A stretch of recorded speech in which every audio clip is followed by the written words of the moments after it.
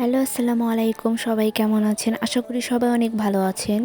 তো আজকে ঈদের ২য় দিন। তো আমরা চলে আসলাম ঘুরতে এলাসিন ব্রিজে। তো অনেক মানুষ ছিল। তো হুমায়রা তো বেলুন দেখে বেলুন ছাড়া সে যাবেই না।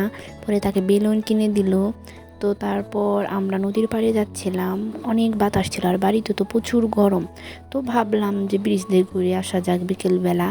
তো এত বাতাস, অনেক সুন্দর বাতাস, কি আর বলবো। তো সাধনা আচার কিনতেছিল আমার বোন।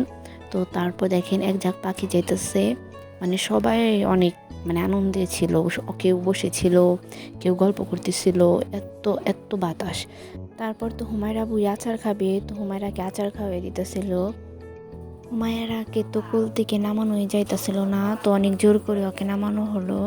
নৌকা দিয়ে ছেলেরা পিকনিক করতে করতে যাইতেছিল বক্স বাজাইতে বাজাইতে। তো হুমায়রা তো এটা দেখে নাচা শুরু করে দিছে।